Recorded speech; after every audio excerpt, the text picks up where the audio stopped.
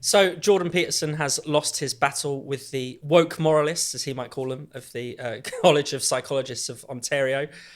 A court has basically upheld their right to send him on a social media training course, which will cost him $225 an hour, and he'll learn how to express himself in a less forthright way.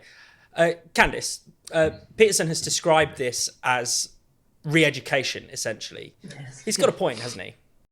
He has got a good point. It is, and it's simply because they don't like his political opinions. I mean, this is why he's been forced into doing this. There's no evidence that he's broken any rules, that he's behaved in an inappropriate way. It's just simply that some of what he says, which is very controversial and he pushes the envelope, but that's who he is, that's just his personality, has offended some people. And now they're trying to find a way to challenge him, not through democratic means, though, but by going through the courts. And it should never have gotten that far. And the Ontario Court of Appeal may be able to rule that the Board of Psychologists has this power to do that, but it should never have got that far. It's the same with the Catherine Birbelsing and the Michaela School incident. It should never have gone as far as the courts. We need to be able to come together and discuss these things as individuals, as a community, and not force each other into doing things. And Tom, I mean, many of the tweets in question are simply about things like climate change, criticising Justin Trudeau and Jacinda Ardern, criticising lockdown. I mean, these clearly have absolutely nothing to do with his ability or otherwise to practice psychology. No, none whatsoever, which is why it's potentially going to set such a dangerous precedent, because obviously, I'm not sure if he still maintains his sort of clinical practice, but it's not as if he's going in there and, berating his patients with his views on plus size models or whatever. This is a completely separate issue. And it sets a potentially chilling precedent, as I say, for people who aren't Jordan Peterson, by which I mean they are not fabulously famous, wealthy, able to challenge these things through the courts. It's effectively creating a precedent whereby if you want to continue to have your clinical practice, you therefore need to keep your political views to yourselves, or even more corrosive than that, you should keep your political views to you yourself if they're of a certain type of political view, if they are ones that are slightly more against the grain, if they aren't ones which aren't perfectly acceptable amongst the sort of people I imagine run this particular regulator. It was fascinating, some of the language that was coming out of the ruling. I think it was when it was in the divisional court.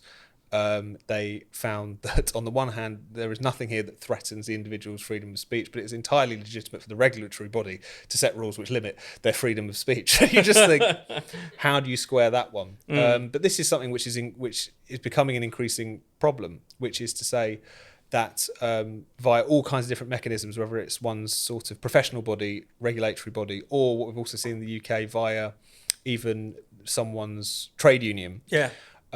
Whereby people are either being punished for expressing certain views or not being defended when they're punished for expressing certain views. And it's something which is going to be incredibly corrosive to all kinds of professions, which it's going to just create a situation where if you want to have a job of a certain type or of a certain stature, then you've got to toe the line on absolutely everything. Otherwise you're going to be looking over your shoulder the entire time. This is a terrifying precedent to set, but it's fascinating how willing people are to set those precedents just because they don't like Jordan Peterson or another individual who's become the folk devil du jour. I mean, perhaps he should be rapped on the knuckles for constantly tweeting in haiku, but that's another discussion. Candice, I mean, obviously this is happening in Canada. Canada has got a bit of a global reputation now for being almost like the home of woke tyranny. Only in the past week or so, we learned that Justin Trudeau was, criticised by a judge for exercising unlawful and unreasonable power to try and shut down the protesting truckers. It's a place where trans ideology is running rampant and seemingly unchallenged.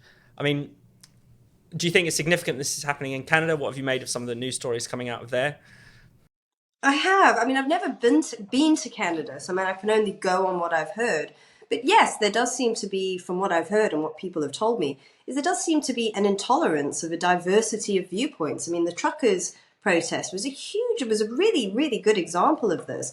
I mean, they had legitimate concerns, and yet they were completely pilloried as just being rednecks and evil, and anything could be done to suppress their point of view. And I'll never forget it at the time. I mean, Justin Trudeau, who went from trying to, portray himself as this, lovely liberal figure, suddenly started doing incredibly authoritarian things. And I think that we've seen this with, supposedly liberal figures from Justin Trudeau to Jacinda Ardern all around the world. When their commitment to actual genuine liberalism is tested, they often fail. They often fail. I mean, their liberalism is paper thin. It is wafer thin. And I think we've seen a lot of that in Canada. You see with Jordan Peterson. I mean, they use the courts, they use the law to try and force him to think and behave in a certain way. But I think they're going to fail. I mean, Jordan Peterson is huge. I mean, he's massive. But like you said, for, people who aren't as well known, who aren't as wealthy, that's going to have a massive chilling effect.